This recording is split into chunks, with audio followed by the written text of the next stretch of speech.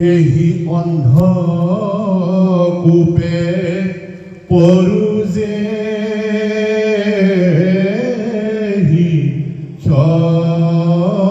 ক্ষণে কি কলা শৰীৰক দেখিলো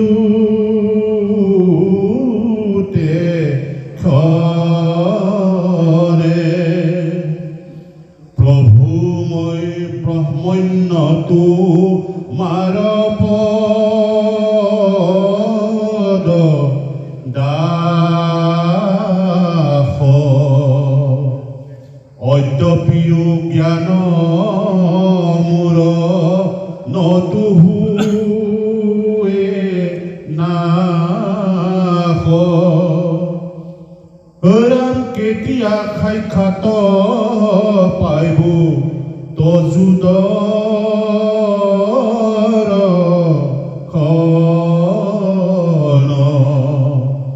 আকে চিন্তি আছো কিনো ভৈলসু প্ৰসন্ন। জয় কৃষ্ণ। এতিয়া নিগৰজাই নিজৰ সিদ্ধান্তটো দি দিলে যমৰাজাৰ আগত যে হে মহাৰাজ বা ধৰ্মৰাজ, যদি মোৰ অকণমানহে যদি পাপ আছে, বাকী গোটেইখিনি যদি মোৰ পুণ্যই আছে, তেতিয়াহ'লে প্ৰথমতে মই অকণমান পাপখিনিকে মই খণ্ডন কৰোঁ। গতিকে এই কাৰণে মই যেতিয়া সিদ্ধান্ত দি দিলোঁ, সিদ্ধান্ত দিয়াৰ কাৰণে লগে লগে মই যমৰ যন্ত্ৰণাত আজি এই কূপত মই পৰিব লগা হ'ল। আৰু মই তোমাৰ ইচ্ছাত, তোমাৰ কৃপাত মোৰ সেই জীৱনৰ সমস্ত কৰ্ম ধৰ্ম সমস্ত কথা মোৰ কিন্তু মনত আছে। মনত আছে কাৰণে মই সদায় তোমাকে ধিয়াই আছোঁ, হে প্ৰভু, তুমি মোক এই অন্ধকূপৰ পৰা তুমি মোক উদ্ধাৰ কৰা। আজি এই অন্ধকূপত মই পৰি আছোঁ আৰু মই তোমাক ধ্যান কৰি আছোঁ, কাৰণ মোৰ সমস্ত জ্ঞান আছে যে মোৰ আচলতে কি হৈছিল। মই ব্ৰাহ্মণক মই দান দিবলৈ গৈ মোৰ অজানিতে কি মহা ভুল হৈ গ'ল, আৰু সেইখিনি মই স্বীকাৰ কৰিছোঁ তোমাৰ চৰণত। সেইকাৰণে মই তপ কৰি জপ কৰি আজি ইমান দিনে মই ৰৈ আছোঁ। অন্তৰাত্মাত তুমি নিশ্চয় মোক কিবা নহয় কিবা এটা কৃপা কৰি আছা। সেইকাৰণে মই আজি কি ক'লা বা কেঁকুৰা সদৃশ এটা অদ্ভুত জীৱন লৈও তেতা যুগ পাৰ হৈ গ'ল, দাপৰ যুগো এতিয়া যাওঁ যাওঁ হ'ল, তথাপিও মোৰ পূৰ্বজন্মৰ সমস্ত কথা মোৰ মনত আছে। হে প্ৰভু, তোমাৰ দৰ্শন পাবৰ কাৰণে মই ইমান দিনে বাট চাই আছিলোঁ, আৰু আজি তুমি মোক কৃপা কৰিলা, তুমি মোক উদ্ধাৰ কৰিলা। এনেদৰে আজি নিগৰজাই কৃষ্ণৰ চৰণত নিজৰ সমস্ত তত্ত্ব ৰহস্য ব্যক্ত কৰি দিছে। জয় কৃষ্ণ, জয় কৃষ্ণ। জাক যোগেশ্বৰ গণে আপুনি হিয়াত ব্ৰেড দৃষ্টি পাৱে চিন্তি নপাৱে সাক্ষাৎ। সেই পৰমাত্মা তুমি পৰম ঈশ্বৰ, কেন মতে ভৈল মোৰ চকুৰ গোচৰ। অনেক যাতনা দুখ ভৈল হত বুদ্ধি, তজু দৰ্শনে প্ৰভু ভৈল সৰ্বসিদ্ধি। তুমি যাৰ দৃশ্য তাৰ গুচিল সংসাৰ, এতেকে আশ্চৰ্য দৃশ্য ভৈলা আমাৰ। এতেকে বোলন্তে আদি বাহিল ভকতি, বহু সম্বোধনে ৰাজা খোজে অনুমতি।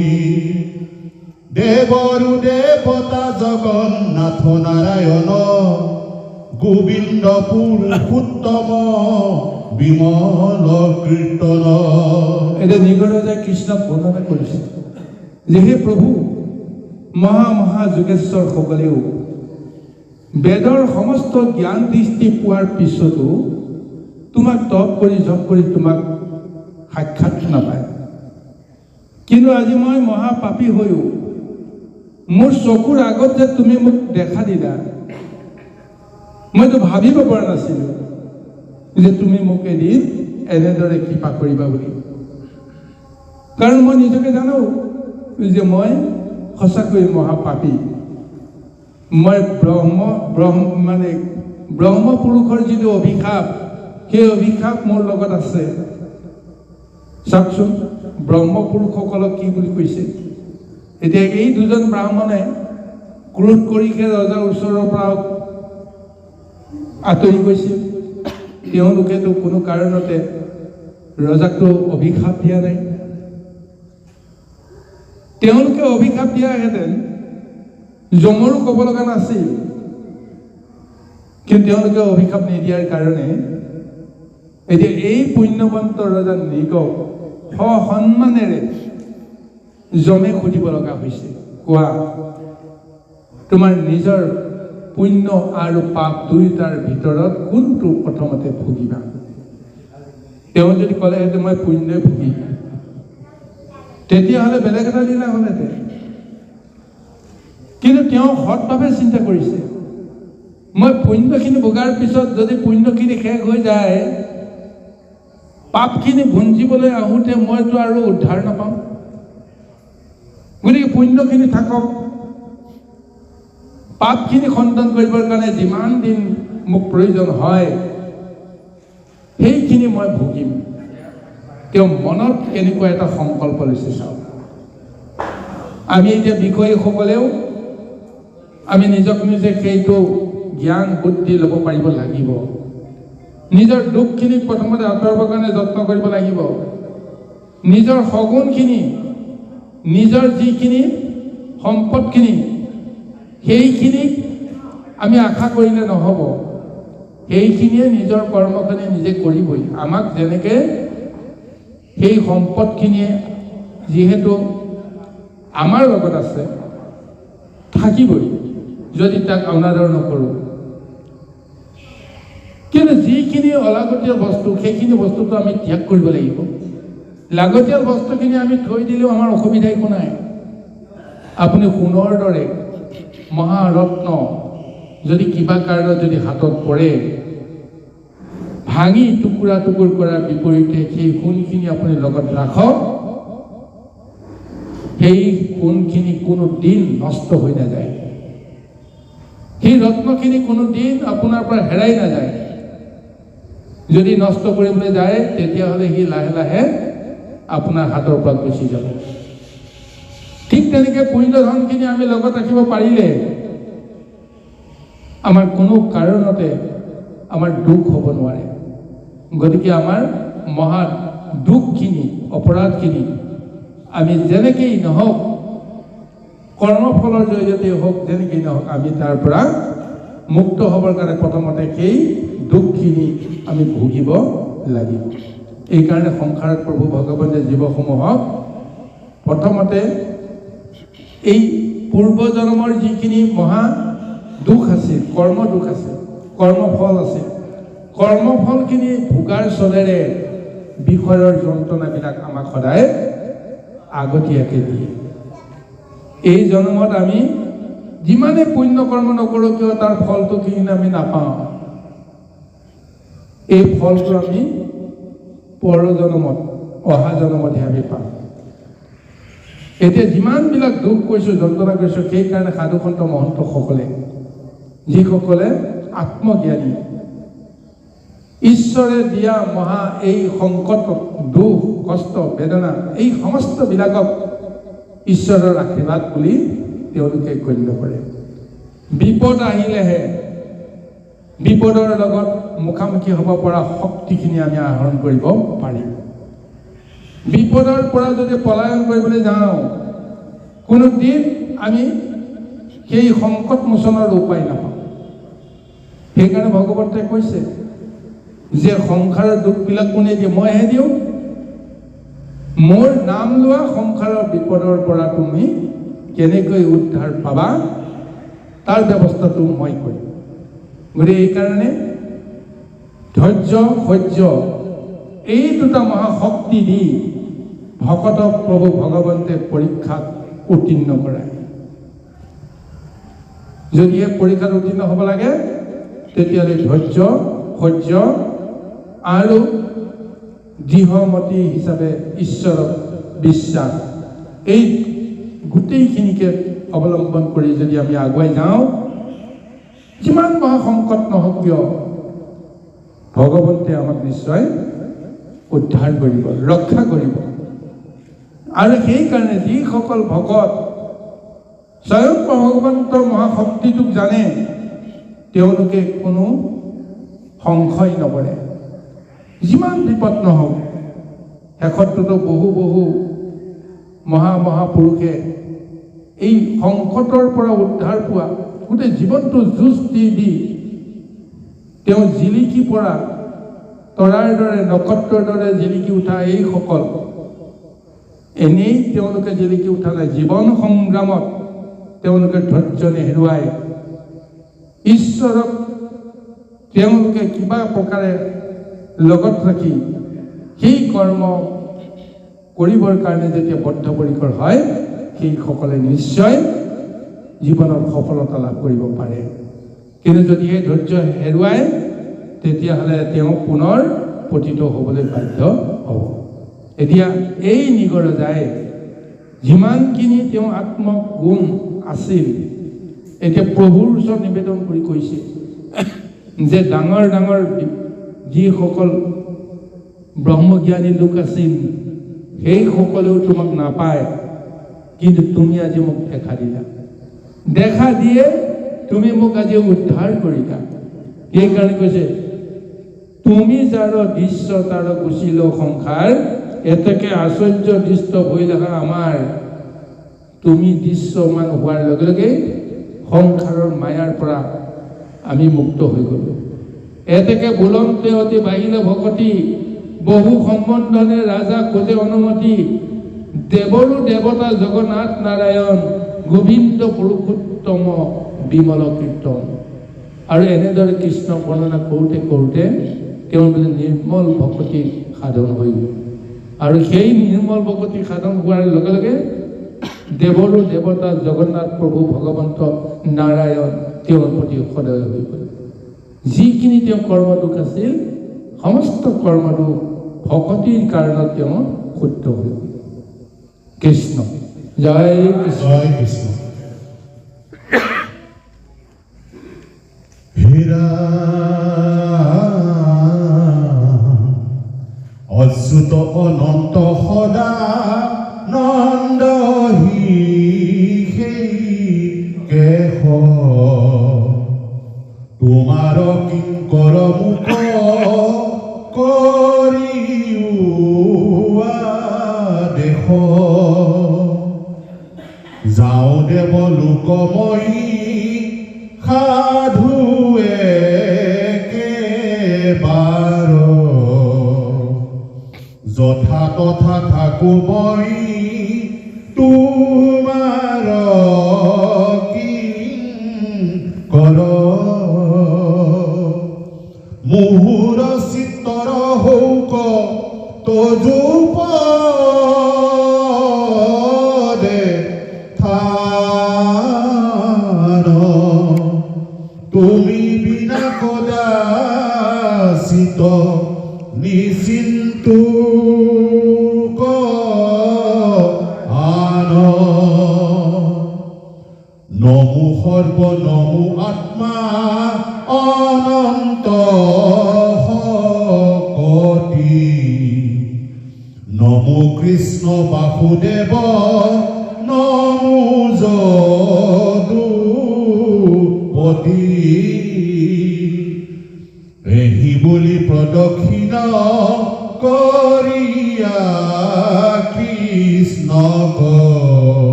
নিজ শিৰে পৰশিয়া চৰণ পদ্মক প্ৰণামী অনুজ্ঞালয়া চৰিদীপ ৰথে চাহি আছে সবে চলি গৈল স্বৰ্গ পথে জয় কৃষ্ণ ইয়াৰ পিছত পুনৰ নিগৰজাই কৃষ্ণ কৈছে যে হে প্ৰভু, এতিয়া মই কেৱল তোমাৰ পৰা এটাই বাঞ্ছা কৰোঁ, যিহেতু মই তোমাৰ এই শ্ৰী চৰণ দৰ্শন হ'লোঁ, তোমাৰ শ্ৰী চৰণ মই শিৰ নত কৰিবলৈ মোৰ সৌভাগ্য হ'ল, গতিকে মই সংসাৰ মায়া মই ত্যাগ কৰিলোঁ, সংসাৰৰ পৰা মই উদ্ধাৰ পালোঁ, কিন্তু তুমি মোক কৃপা কৰা হে প্ৰভু, মই য'তে নাযাওঁ যেন তোমাক যেন মই পাহৰি নাযাওঁ, তোমাৰ শ্ৰী চৰণ মই সদায় যেন দৰ্শন কৰিবৰ কাৰণে মোৰ সৌভাগ্য হয়, গতিকে এই কৃপা তুমি মোক কৰা, আৰু সেই কৃপা মই যদি তোমাৰ পৰা পাওঁ তেতিয়াহ'লে মই এই সংসাৰৰ পৰা মই গুচি যাব পাৰোঁ। তাৰপিছত কৃষ্ণই সদৃশ্যমূলক তেওঁক অনুমতি প্ৰদান কৰি ইংগিত প্ৰদান কৰিলে, মিচিকি হাঁহিৰে তেওঁৰ সমস্ত কথাক আদৰি ল'লে, আৰু তাৰপিছত কৃষ্ণক প্ৰদৰ্শন কৰি কৃষ্ণৰ চৰণত শিৰ নত কৰি তেওঁ স্বৰ্গপথলৈ গুচি গ'ল।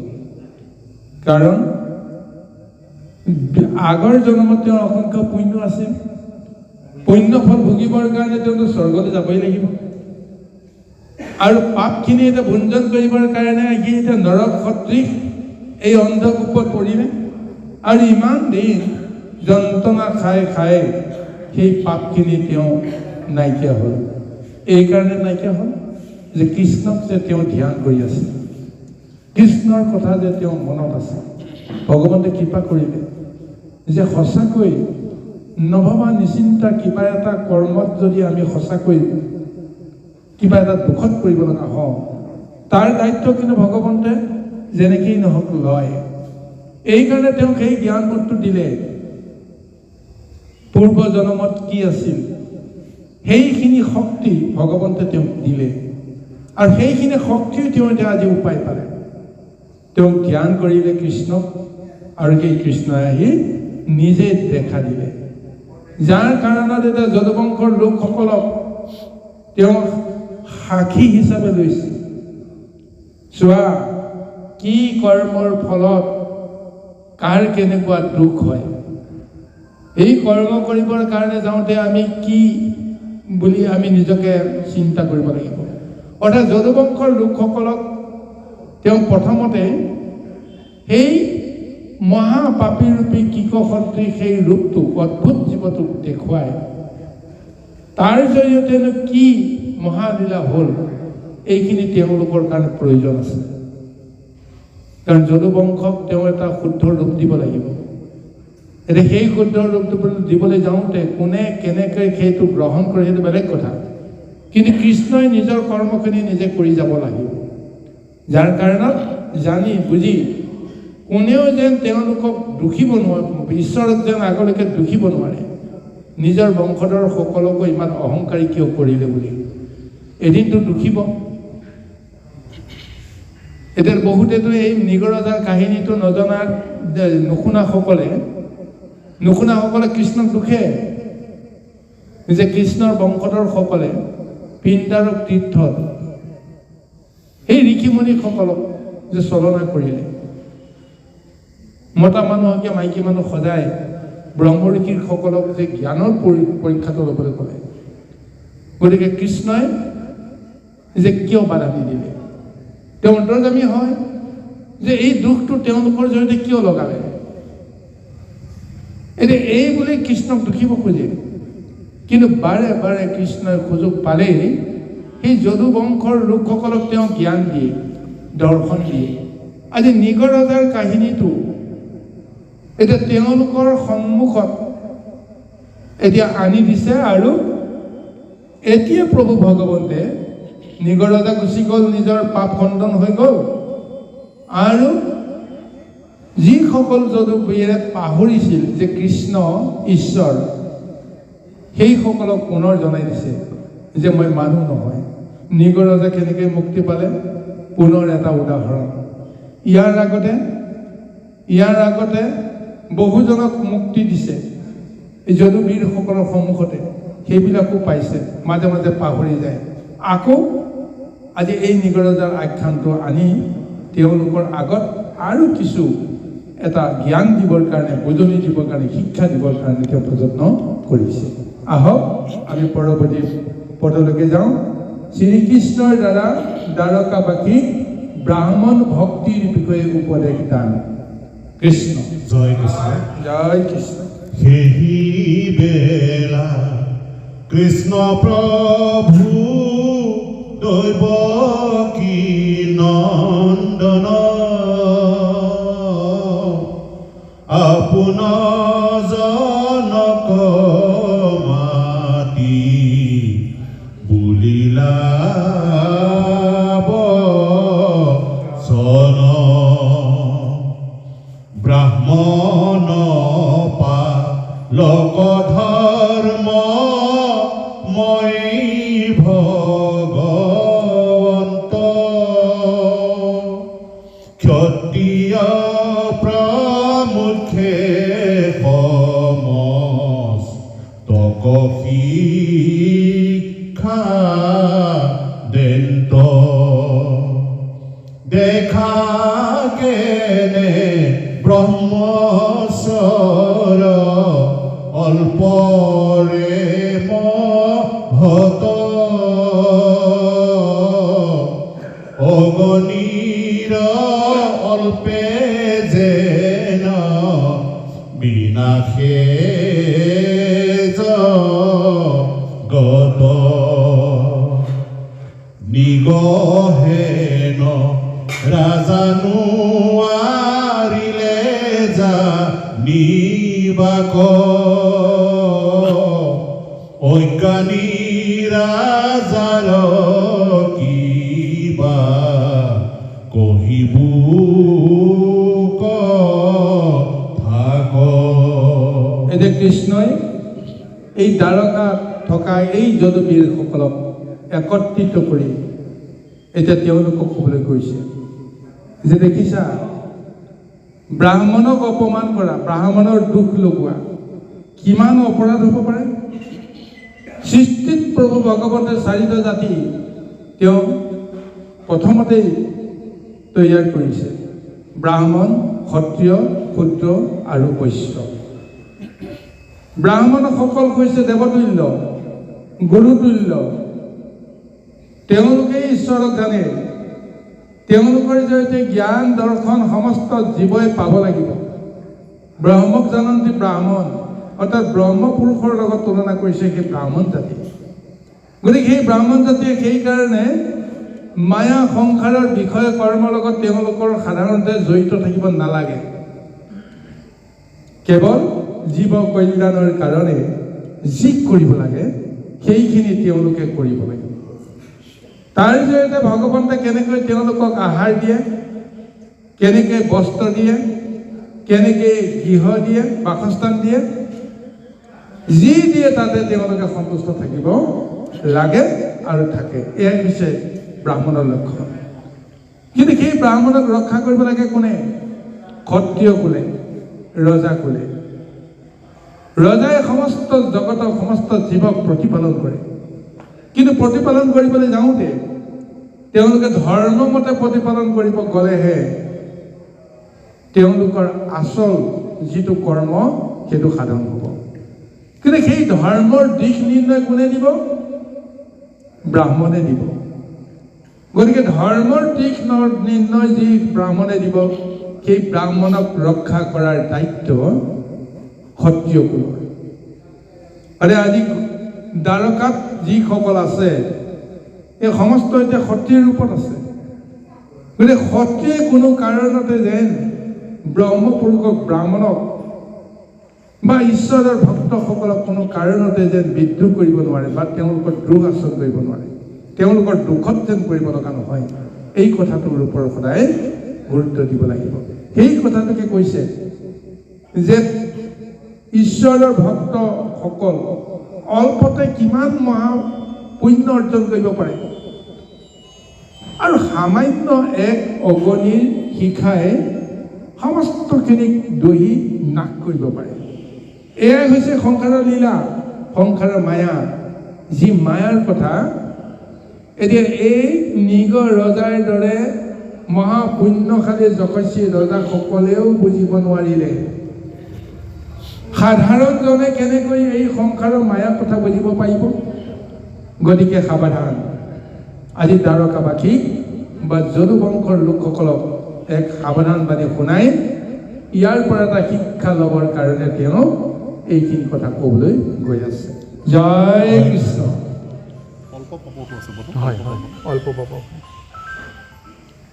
অল্প পাপ ভুঞ্জিটো মহাবিপৰীত, জানিয়া ব্ৰহ্মস্ব নুভুঞ্জিবা কদাচিত। আপোনাক ঈশ্বৰ মানয় যিটো জনে, আকৌ ভুঞ্জি সিটো ৰাজা জানিবে কেমনে। হলাহল বিষকন মানে বিষ কৰি, যাহাক ভুঞ্জিলে পুনু জানিবাক পাৰি।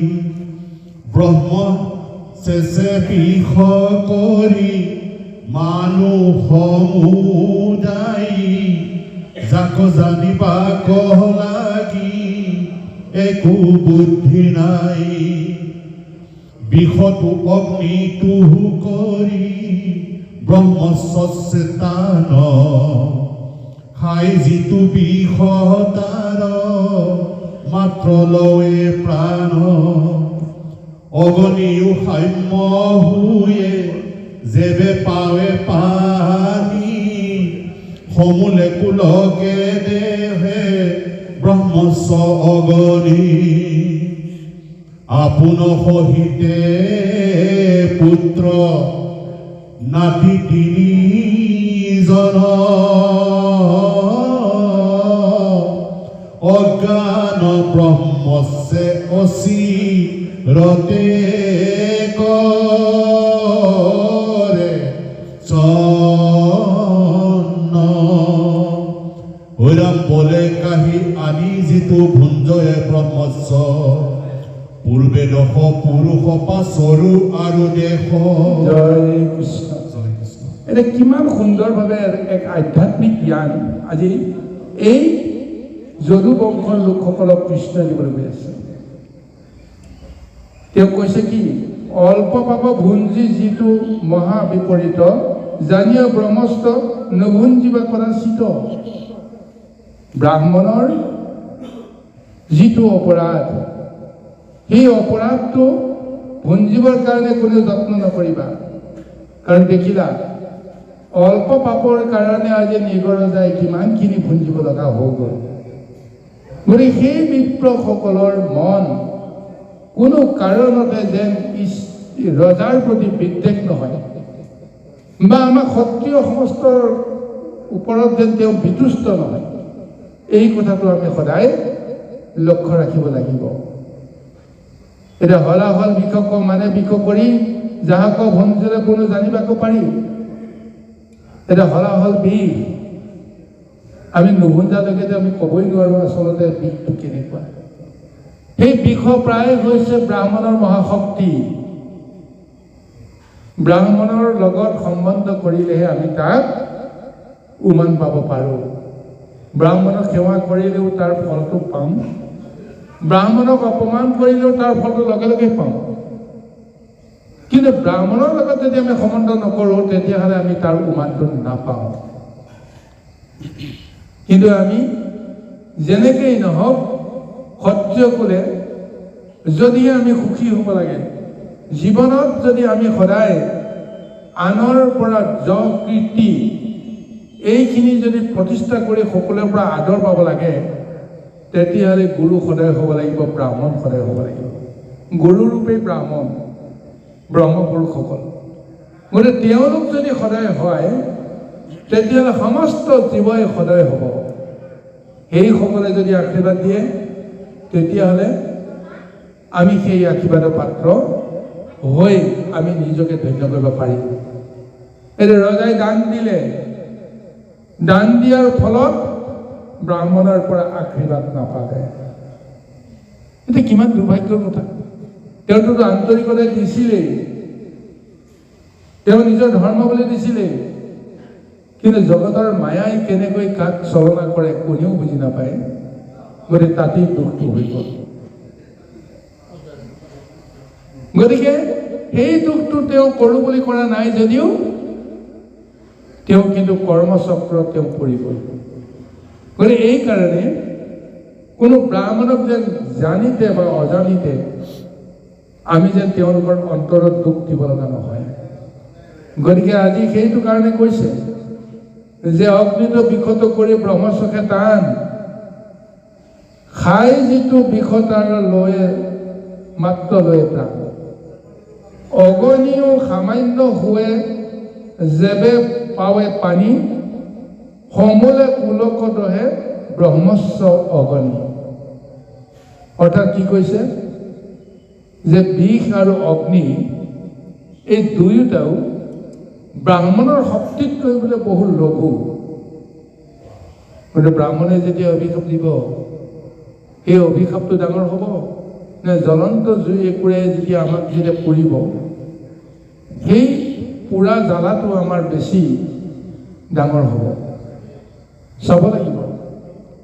বিষৰ পৰা আমি পৰিত্ৰাণ পাব পাৰোঁ, কিন্তু ব্ৰহ্মশাপৰ পৰা আমি পৰিত্ৰাণ নাপাওঁ। যে এটা জনমতহে আমি বিষৰ পৰা গৰলৰ পৰা আমি হয়তো মুক্তি নাপাওঁ। এটা জনমত জানিতে অজানিতে বিষ পান কৰি দিলোঁ, মই সংসাৰৰ পৰা গুচি গ'লোঁ। কিন্তু ব্ৰাহ্মণৰ পৰা যদি আমি অভিশপ্ত হ'ব লগা হওঁ তেতিয়াহ'লে কিমান জন্ম ল'ব লাগিব তাৰ কোনো ঠিক নাই, যদিহে ভগৱানে কৃপা নকৰে। চাৰি সিদ্ধৰ অভিশাপত এই মহা বৈকুণ্ঠৰ পাৰিষদেও কমচে কম 3টা জন্ম ল'ব লগা হ'ল দৈত্যজনীত। তাকো ঈশ্বৰে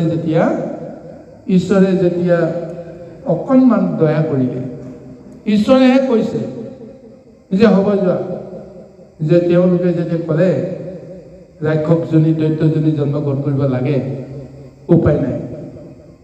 কিন্তু কৃষ্ণই কৈছে যে তোমালোকে অকণমান দয়া কৰিবা, অল্পতে যেন তেওঁলোকে মুক্তি পায়। গতিকে মই ক'ম যে 3টা জন্ম তোমালোকে ৰাক্ষসজন বা এই সংসাৰত আহি তোমালোকে তাৰ পৰা আকৌ পুনৰ গুচি আহিবা। গতিকে ব্ৰাহ্মণক বা সেই 4 সিদ্ধ কৰিছে 3টা জন্ম কম হ'ব নেকি? যে মোৰ ফাললৈ চাই তোমালোকে মান্তি হোৱা। ঠিক এনেদৰে 4 সিদ্ধকো ভগৱন্তে এক প্ৰকাৰ মানে মিনতি কৰিব লগা হৈছে। আৰু 4 সিদ্ধই তাতে মানি ল'লে, জগতৰ ঈশ্বৰে যি হে প্ৰভু আপোনাৰ যি ইচ্ছা আপুনি সেইটো কওক। আমি ভাবিছিলোঁ আমি তেওঁলোকক অভিশপ্ত কৰিলোঁ যেতিয়া আমাৰ যিটো দুখ, আপুনিও আমাক অভিশপ্ত কৰক। কিন্তু আপুনি অভিশপ্ত নকৰি যিটো কামনা কৰিছে, গতিকে সেইটো আপোনাৰ ইচ্ছামতে সেইখিনি নিশ্চয় সাধন হ'ব। এনেকৈ বুলি কোৱাৰ পিছত এতিয়া কিবা এটা উপায় পালে। তদ্ৰূপ সেইকাৰণে কৈছে ব্ৰাহ্মণৰ শক্তি এক মহা অগ্নিতকৈও মহা শক্তিশালী বুলি আজি উল্লেখ কৰা হৈছে।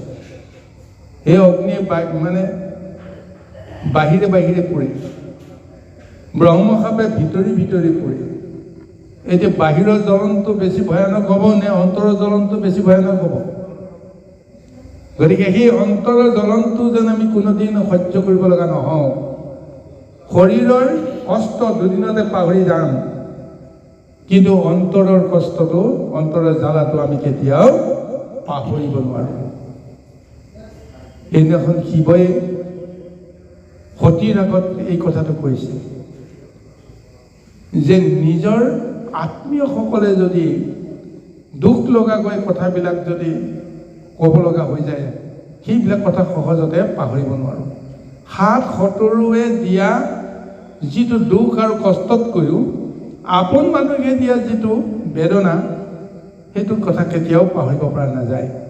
সতীক কৈছে তুমি তোমাৰ পিতৃৰ গৃহলৈ যাবলৈ বিচাৰিছা, যজ্ঞ চাবলৈ যাবলৈ বিচাৰিছা, তুমিতো নাজানা, মইতো তোমাক কোৱা নাই যে ব্ৰহ্মৰ সভাত তেওঁ মোক কিমান কটু বাক্য কৰিছে, কিমান অহংকাৰ কৰিছে। ব্ৰহ্মা বিষ্ণুৰ আগত মোক অহংকাৰ কৰিছে, মোক তিৰস্কাৰ কৰিছে বেলেগ কথা, কিন্তু সাধাৰণ সমস্ত আগত, দেৱতাসকলৰ আগত, যিসকলে মোক গুৰু মানে, যিসকলে মোক ঈশ্বৰ বুলি গণ্য কৰে, সেৱা কৰে, পূজা কৰে, সেই সামান্যজনৰ আগত মোক যিটো তিৰস্কাৰ কৰিলে, মই বুলিহে সহ্য কৰিলোঁ।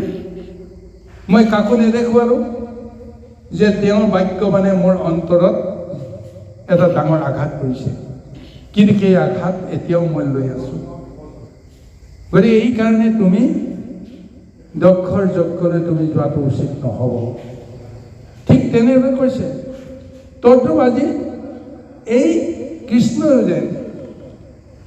কৃষ্ণও যেন আজি সেই কথাটোকে ক'বলৈ কৈছে যে সমস্ত যদুকুলে, সমস্ত জগতৰ জীৱবিলাকক আপোন বুলি ভাবিব লাগিব, কাৰো অন্তৰত যেন দুখ দিব লগা নহওঁ। ব্ৰহ্মৰ ৰূপটোক আমি চিনিব পাৰিব লাগিব, বুজিব পাৰিব লাগিব। আজি নিগ ৰজা এনেদৰে পতিত হৈছে, কিন্তু তেওঁ ক্ষত্ৰিয় নহয়, প্ৰকৃতপক্ষে তেওঁ ব্ৰাহ্মণৰ শক্তি তেওঁ লৈ আছে, সেইকাৰণে তেওঁ তপ কৰিছে, তেওঁ জপ কৰিছে। ইমান দিনে তেওঁ মোক মনত ৰাখিব পাৰিছে। কায়িকভাৱে তেওঁ ক্ষত্ৰিয় পৰিচয়, কিন্তু আত্মিকভাৱে তেওঁ ব্ৰাহ্মণৰ শক্তি তেওঁ পাই গৈছে। গতিকে এইকাৰণে আমি কাৰো অন্তৰত যেন আঘাত দিব লগা নহয়, কাৰণ ব্ৰহ্মৰে স্বৰূপ হৈছে সমস্ত জীৱ। আমি এই তত্ত্বটো জানিব লাগিব। কৃষ্ণ জয় কৃষ্ণ। জয় কৃষ্ণ।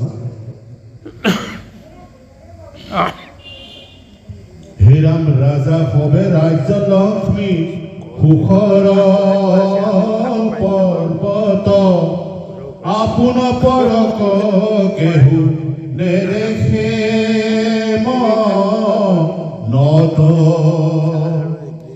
নৰকত বসিবাক বাঞ্চে যাৰ মনে, ব্ৰহ্মস্বক সাধু মানে সেহি মূৰ্খজনে, পণ্ডিত ব্ৰাহ্মণ যাৰ বহু পৰিয়াৰ, যিটো বৃত্তি ছেদ খেদ দেয়তা সম্বাৰ, কাণ্ডন্ত ব্ৰাহ্মণ হুই আতি বিয়াকুলি, নেত্ৰৰ লোটকে তিতে যত গুটি ধূলি, ততেক বছৰ মানে কুম্ভী পাকে পৰি, পচিবেক কেহু তাক তুলিবে নপাৰি, নিৰংকুশ ৰাজা ৰাজ বংশী আছে যত,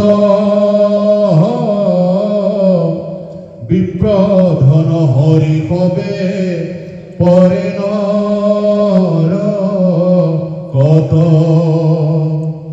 হেৰাম আপুনি দিলে কনুহি দিয়া আছে পৰে, বিপৰ জীৱিকা যেবে হৰে যিটো নৰে, জানা নিস্তে সিটো ৬০,০০০ বছৰ, বিস্তাৰে সে পলুহুয়া পচে নিৰন্তৰ, বিপ্ৰধন কদাচিতো মূৰ নুহিয়োগ,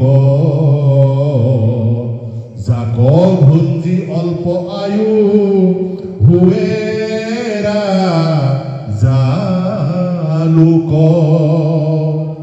নিজ ৰাজ্য হৰুৱাই হাৰিয়া শত্ৰুত, নৰকত পৰি দুখ ভুঞ্জে অদ্ভুত, যদি মহা অপৰাধ কৰয় ব্ৰাহ্মণে, তভু কিছু নুবুলিবা মুহুৰ বচনে, মাৰন্ত ভৎসনা যদি কৰি অহংকাৰ,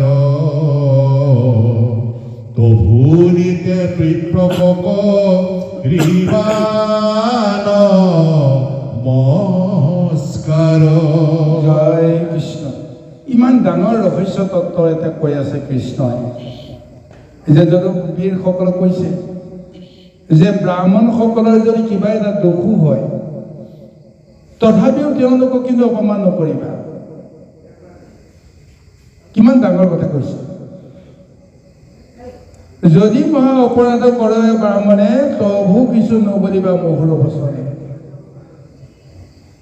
মাৰন্ত ভৰ্ৎসনা যদি কৰি অহংকাৰ প্ৰভু নিতে বিপ্ৰক কৰিবা নমস্কাৰ। এই ব্ৰাহ্মণে যদি কিবা কাৰণত আমাক মাৰিবও আহে, মহা তিৰস্কাৰো কৰে, নিন্দাও কৰে, তথাপিও ব্ৰাহ্মণক নমস্কাৰ কৰিব লাগিব। সেই ব্ৰাহ্মণৰ কি মহাশক্তি! কিন্তু যিসকল ব্ৰাহ্মণে নিজকে পণ্ডিত বোলায়, সেইসকলে নিজৰ ব্ৰাহ্মণৰ বৃত্তিটো এক প্ৰকাৰ ত্যাগ কৰে। তাৰ বাহিৰে তেওঁলোকে যে ব্ৰাহ্মণ হৈ বিষয়ৰ দুখত যদি কেতিয়াবা যদি কান্দিব লগা হয়, চকুৰ লোটকে যদি ধোঁৱা কোৱা দেখে, একো মনিব নোৱাৰা এটা অৱস্থালৈকে আহে। ইমান বিষয়ৰ সুখে যেতিয়া ব্ৰাহ্মণক যেতিয়া এনেকৈ আচন্ন কৰে, গতিকে সেইসকল ব্ৰাহ্মণে নিজৰ কৰ্মৰ দুখে যে কুম্ভিপাক নৰকত বোলে পৰিব লাগিব, তেওঁলোকে আৰু কোনো দিন তাৰ পৰা উদ্ধাৰ নাপায়। গতিকে ব্ৰাহ্মণৰ যিটো শক্তি, সেই শক্তিটো তেওঁ কেনেকৈ ধাৰণ কৰে নকৰে সেইটো তেওঁৰ কথা। কিন্তু সেই ব্ৰাহ্মণক হাজাৰ দুখ কৰিলেও আমি কোনো কাৰণতে তেওঁলোকক তিৰস্কাৰ কৰিব নালাগে। কিন্তু ব্ৰাহ্মণৰ ধৰ্মটো যদি ৰক্ষা কৰিব নোৱাৰে, তেতিয়াহ'লে তেওঁলোকৰ কৰ্মদোষত তেওঁলোকৰো সেই এনেকুৱাই এটা অৱস্থা হ'ব। এতিয়া এই ব্ৰাহ্মণসকলৰ কি হ'ল? এতিয়া নিগৰাজাক তেওঁলোকে বুজি নাপালে আৰু নিজৰ বেদৰ যিটো ধৰ্ম কৰ্ম সেইখিনিক লৈ এতিয়া তেওঁলোক অপমানিত হৈ গুচি গ'ল। স্বৰূপতে তেওঁলোকৰ সেইটো দুখ, সেই দুখৰ কাৰণে তেওঁলোকৰ কি নিশ্চয় এটা ডাঙৰ তেওঁলোকে ফল ভুগিব লাগিব। কিন্তু তেওঁলোক যে ব্ৰাহ্মণ হয়, বোলে এইকাৰণে সেই ব্ৰাহ্মণৰ অন্তৰত যেতিয়া জ্ঞাতে বা অজ্ঞাতে কোনোবাই যদি দুখ দিব, সেইটো দুখটোতো আমিতো স্বীকাৰ কৰিব লাগিব। আজি এইকাৰণে এই যদুবীৰসকলক কৈ আছে, চব কৰিবা কিন্তু বিপ্ৰসকলক কোনোদিন অনাদৰ নকৰিবা। আনক অনাদৰ কৰি সাৰিব পাৰিবা, কিন্তু বিপ্ৰসকলক অনাদৰ কৰিলে কেতিয়াও সাৰিব নোৱাৰিবা। এইকাৰণে আজি এই নিগৰাজৰ আখ্যানটোৰে জৰিয়তে প্ৰথমতে এটা সতৰ্কবাণী জগতক দিছে। ইয়াৰ পিছত যেতিয়া অন্তিমত সেই ব্ৰাহ্মণক যেতিয়া অপকাৰ কৰিব, ব্ৰাহ্মণক যেতিয়া অপমান কৰিব, তাৰ ফলত ব্ৰাহ্মণে যেতিয়া অভিশাপ দিব যে মতা মানুহে মাইকী মানুহ সজোৱাৰ ফলটো কি হ'ব, যে ইয়াৰ গৰ্ভত যি টুকুৰা আছে এটুকুৰা পাষাণ হ'ব, শিল হ'ব, আৰু শিল টুকুৰাই সমস্ত যদুবংশৰ ধ্বংসৰ কাৰণ হ'ব। আৰু এই অভিশাপটো দিয়াৰ পিছত ব্ৰাহ্মণসকলক কোনেও দুখ দিব লগা অৱস্থা জগতে বিচাৰি পোৱা নাই। আৰু সেইকাৰণে সেই যদুবংশৰ লোকসকলকো কৈছে, মই ঈশ্বৰ হ'লেও মই তোমালোকক এই সাপৰ পৰা পোনপটীয়াকৈ মই উদ্ধাৰ কৰিব নোৱাৰিম। ঋষি সাপ আমি ব্যৰ্থ কৰিব নোৱাৰিম, কিন্তু ঋষি সাপৰ পৰা উদ্ধাৰ পাব পৰা কিবা যদি ব্যৱস্থা আছে সেইখিনি চেষ্টাহে কৰিব পাৰিব, তাৰ বাহিৰে কৃষ্ণও নোৱাৰে। আৰু সেইকাৰণে তেওঁ গালি দিছে যে আগতে কোৱা নাছিলোঁ যে ব্ৰাহ্মণসকলক বিপ্ৰসকলক যেন দুখ মানে দিব নালাগে। গতিকে এতিয়া উপায় নাই, বংশ ধ্বংস হ'ব লাগিব, তেওঁলোকৰ অভিশাপ মই কেতিয়াও খণ্ডন কৰিব নোৱাৰোঁ। বিধিমতে যদি কিবা এটা ব্যৱস্থা এটা পাওঁ তেতিয়া বেলেগ কথা। এইকাৰণে বুদ্ধি কৰি কৌশল কৰি তেওঁ সেই তীৰ্থত এটা যজ্ঞ কৰিবৰ কাৰণে কাক মাতিলে? যিসকল ব্ৰাহ্মণে অভিশাপটো দিছিল সেই সকলকো মাতিছিল। সেইসকলে যদি আশীৰ্বাদ দিয়ে, অভিশাপ দিয়া ব্ৰাহ্মণে যদি আকৌ পুনৰ অভিশাপ দিয়া ব্ৰাহ্মণে যদি পুনৰ সেই যজ্ঞত সন্তুষ্ট হৈ দান দক্ষিণা পোৱাৰ পিছত যদি আশীৰ্বাদ কৰে, নিজে নিজে সেই অভিশাপৰ পৰা মুক্ত হোৱাৰ ৰাস্তাটো নাপাবনে বাৰু? ভগৱানে সেইটো লীলা কৰিবৰ কাৰণে গৈছিল, কিন্তু সেই লীলাটো জগতে বুজি নাপালে। এই যজ্ঞ কৰি কি কৰিলে? লোককে দেখুৱাই যে মৰামৰি কটাকটি কৰি সকলোকে মাৰি পেলালে। কিন্তু প্ৰকৃততে কৃষ্ণৰ সেই যজ্ঞটো সফল হ'ল নে নহ'ল? এদিন চন্দ্ৰই সেই একে ঠাইতে এক যজ্ঞ কৰিছিল, একেখিনি ব্ৰাহ্মণকে লৈ যজ্ঞ কৰিছিল। চন্দ্ৰৰ যজ্ঞ সফল হ'ল, কিন্তু কৃষ্ণৰ যজ্ঞ সফল হ'ল নে নহ'ল? তাৰপিছত যে মাৰামাৰি কটাকটি কৰিলে। গতিকে এতিয়া সেইজনে এইটো লীলা কৰি দেখুৱালে যে সেই যজ্ঞ কৰাৰ ফলত যদুবংশক তেওঁ উদ্ধাৰ কৰিলে। এই পিতৃসাপৰ পৰা যে পিতৃসাপত যে অভিশপ্ত হৈ আছিল, সেই পিতৃসাপৰ পৰা অভিশপ্ত কৰালে সেই যজ্ঞটোৰ ফলতে। বাকীখিনি তেওঁ মুক্তি দিয়াৰ কাৰণত এই এটা লীলা কৰি লোককে দেখুৱাই ল'ব। আৰু যি কি নহওক, এয়াই হৈছে ব্ৰাহ্মণৰ মহাশক্তি। এই ব্ৰাহ্মণে ইচ্ছা কৰিলে সমস্ত কৰিব পাৰে, কিন্তু ব্ৰাহ্মণে যদি কিবা কাৰণত ৰুষ্ট হয় তাৰ পৰা কোনেও পৰিত্ৰাণ নাপায়। কৃষ্ণ জয় জয় কৃষ্ণ।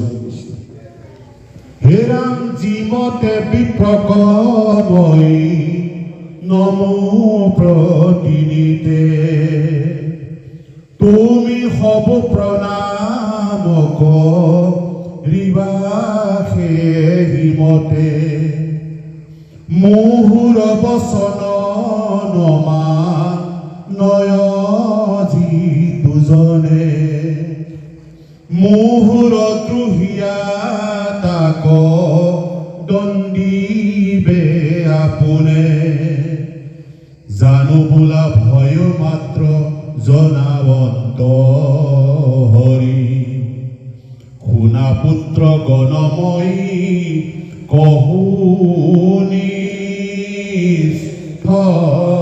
কৰি। হে ৰাম ব্ৰাহ্মণৰ অৰ্থ জানা হৰণতা জনক, অজ্ঞানত নিষ্ঠে পেলায়নৰ কত, দেখি উনিগৰ অজ্ঞানৰ যে নমত, ব্ৰাহ্মণৰ ধেনু এপে লাইলে নৰকত, হেন জানি কেহু নহ ৰিবা বিপ্ৰ ধন, মূৰজন হুয়া যেবে পালিবা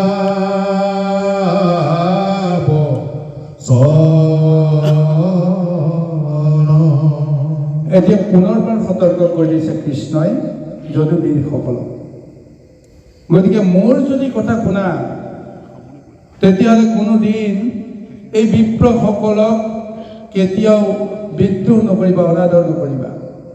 বিপ্ৰসকলৰ ধন কোনোদিন আত্মসাৎ নকৰিবা। যদি আত্মসাৎ কৰা তেতিয়াহ'লে নিজে নিজে অধোগতি যাবা।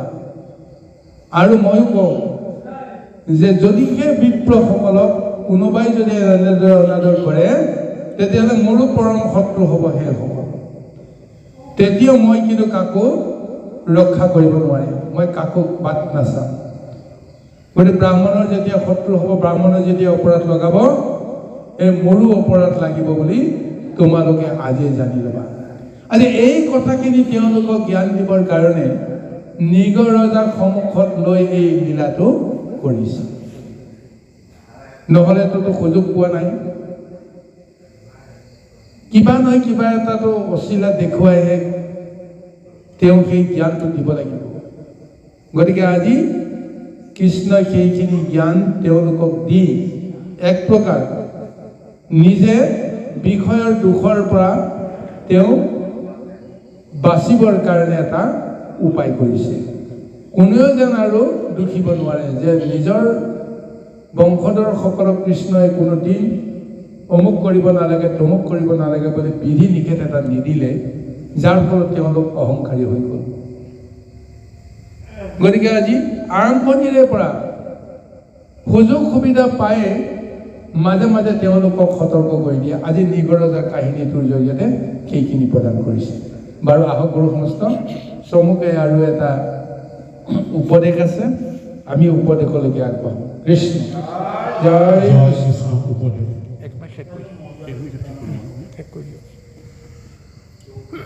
উপদেশ শুনা নৰ নাৰিকেলে পুণ্যৰ বিপাক নিগহে নৰাজায়ু ভুন জিলাজাত নাক পাপ কৰি হাৰিবে ক আন গুণ জনে যাৱে ন ভজয় নিষ্ঠে কৃষ্ণৰ চৰণে কৰোক সকলে ক্লেশ তপ আছে মানে পৰুক পৰ্বতে চৰি মহাপুণ্য মানে যত তীৰ্থ আছে মানে ফুৰুকু পৰ্যতি যতে ক আগম মানে পহুক প্ৰতি পূজুক সকলে যজ্ঞ যজিয়া দেৱক বেদক বিচাৰি মানে জানো ক জ্ঞানক তভু মৃত্যু তৰিবে ক হৰিবিনে কুনি এক চিত্তে কৃষ্ণ কভ জিও হেন জানি। গুৰুসকল, আই মাতৃসকল, আমি ইমান সময় দুগৰাকী পাঠাচাৰ্য আৰু এগৰাকী ব্যাখ্যাচাৰ্য গুৰুৱে আমি কীৰ্তন আৰু ব্যাখ্যা পঢ়ালে। এই কৰ্মখিনি কৰোঁতে আমাৰ নানান কোটি দুখ কোটি অপৰাধ ভুল হৈ গৈছে। সৰ্বদোষকে মাৰ্জনা কৰি আপোনাৰ খবৰে দাসৰ দাস বুলি চৰণ তলত ঠাই দি কৃতাৰ্থ কৰিব যেন আৰু সময়ৰ প্ৰতি লক্ষ্য ৰাখি আৰু 4টি পদৰ পিছতে আজি পাঠভাগী সামৰা হ'ব। জয় কৃষ্ণ। জয় কৃষ্ণ। কৃষ্ণৰ চৰণে কহে অনন্ত কণ্ডলী কৃষ্ণ বিনে ইষ্ট জন নাহিকে মূলি পৰম আনন্দ মুকুন্দত যাৰ কাম শুনাতান কথা নিৰন্তৰে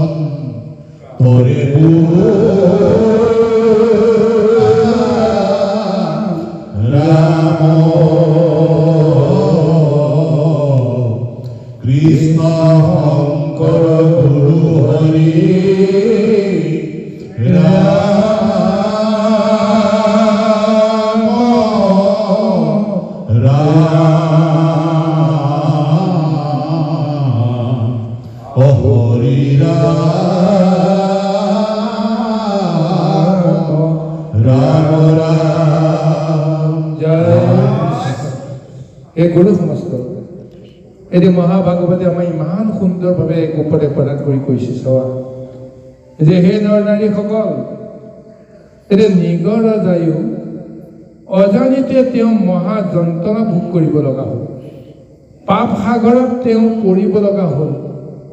গতিকে আমি সমস্ত জনে আমি এনেদৰে যন্ত্ৰণা নিশ্চয় ভুজিব লাগিব। যদিহে তাৰ পৰা পৰিত্ৰাণ পাব লাগে তেতিয়াহ'লে কৃষ্ণক ভজাৰ বাহিৰে আৰু বেলেগ উপায় নাই। এনে নিগৰ যায় নৰকতো কৃষ্ণৰ নাম ল'লে, সেইকাৰণে তেওঁ তৰি গ'ল। এই কথাটো চাবদে গুৰুসকল, কিমান ডাঙৰ তাৎপৰ্য কথা কৈ আছে। যাবে নভজয় নিষ্ঠে কৃষ্ণৰ চৰণে, তেওঁ এতিয়া এই কিকলাশ বেশতে এই অন্ধকূপতে পৰি কৃষ্ণক তেওঁ ধ্যান কৰি আছে, কৃষ্ণ হে প্ৰভু তুমি কেতিয়াবা কেতিয়াবা। ঠিক এনেদৰে কিছু জীৱই নৰকত পতিত হৈ আছিল। সেইসকল জীৱই কৃষ্ণকে বিচাৰিছিল, হে প্ৰভু তুমি কেতিয়া আমাক উদ্ধাৰ কৰিবা, কেতিয়া উদ্ধাৰ কৰিবা। আৰু সেই জীৱসকলক উদ্ধাৰ কৰিবৰ কাৰণে কৃষ্ণই বৰ কৌশলেৰে সৈতে লীলা কৰি তেওঁ কাক পঠিয়ালে? প্ৰথমতে পঠিয়ালে বৃন্দাবনবাসী এই গোপগোপীসকলক। তেওঁলোকৰ অন্তৰতো এটা বাসনা এটা জাগিছিল নহয়, যে কৃষ্ণ যদি আমাৰ সঁচাকৈ যদি নাৰায়ণ হয়, অনন্ত শয্যাত শুই থকাজন যদি হয়, বৈকুণ্ঠপতি যদি হয়, তেতিয়াহ'লে তেওঁৰ বৈকুণ্ঠখন আমি চাবৰ কাৰণে কিয় নোৱাৰোঁ? আমাক এবাৰ বৈকুণ্ঠখন দেখুৱাব নোৱাৰেনে? যে ভগৱন্তেতো বুজি পাই গ'ল, এইসকল মোৰ পৰম পবিত্ৰ ভক্ত, গতিকে এইসকলে যে মোৰ বৈকুণ্ঠ চাব বিচাৰিছে, গতিকে মইতো নেদেখুৱালেতো নহ'ব। গতিকে প্ৰভুৱে তেওঁক মাতি ল'লে, সকলোকে মাতি ল'লে। তোমালোকে যদি বৈকুণ্ঠ চাব বিচাৰা, তেতিয়াহ'লে মই তোমালোকক দেখুৱাম। গতিকে এই মুহূৰ্ততে তোমালোকে মোক ধ্যান কৰা, চকু মুদা, তাৰপিছত মই তোমালোকক কেনেকৈ পঠিয়াব লাগে পঠিয়াম। আৰু তেতিয়া এই ধ্যান কৰাৰ ফলত তেওঁলোকে যিটো দেহ এটা লৈ পেলাইতো আছে, এই দেহটো ইয়াতে থৈ গ'ল, আত্মাখিনি ওলাই লয়। তেওঁলোকে গমেই পোৱা নাই যে দেহটো প্ৰভু ভগৱন্তে কাঢ়ি ৰাখিলে, কাৰণ এইটো মায়া দেহ লৈতো বৈকুণ্ঠ যাব নোৱাৰে।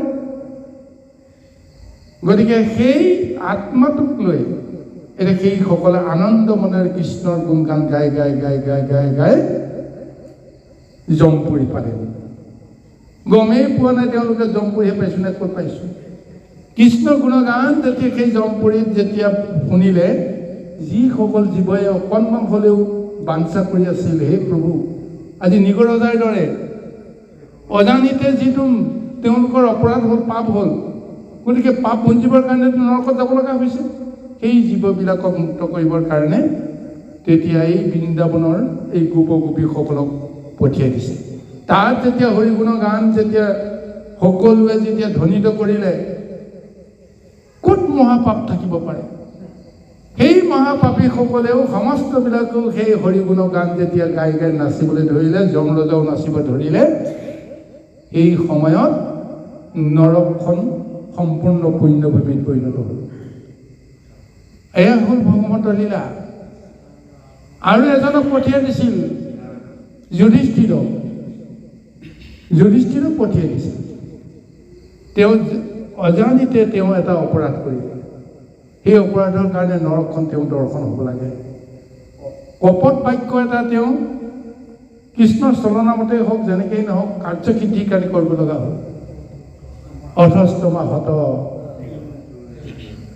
কিন্তু ইতি গজটো বহুত দেৰিকৈ কৰে, সেইখিনিতেই পাপটো লাগিল। গতিকে তুমি নৰকখন এবাৰ হ'লে দেখিব লাগিব। কিয় দেখিব লাগিব? তুমি নৰকখন দেখাৰ লগে লগে যিসকল নৰকত পতিত হৈ উদ্ধাৰৰ বাট বিচাৰি আছে, তেওঁলোকক উদ্ধাৰ কৰিব লাগিব। গতিকে স্বৰ্গলৈ যোৱাৰ পথত প্ৰথমতেই নৰক দৰ্শনৰ কাৰণে তেওঁ জমপুৰীত উপস্থিত কৰাইছে। সেই জীৱবিলাকক যেতিয়া মহাশাস্তিত ভুগি থকা দেখা পালে, যুধিষ্ঠিৰে কোনোদিন ভাবিবই পৰা নাছিল যে জীৱসকলকনো এনেকেই যন্ত্ৰণা কোনোবাই দিয়েনে? যেতিয়া ৰাম কৃষ্ণ বুলি যেতিয়া সেই জীৱসকলক দেখি যেতিয়া তেওঁ উচ্চাৰণ কৰি দিলে, লগে লগে সমস্ত জীৱই ৰাম কৃষ্ণ বুলি কৈ মুক্তি লাভ কৰিলে। এয়া প্ৰভু ভগৱন্তৰ লীলা। আজি এই ভাগৱতৰ এই উপদেশৰ এই কথাটোকে কৈ আছে।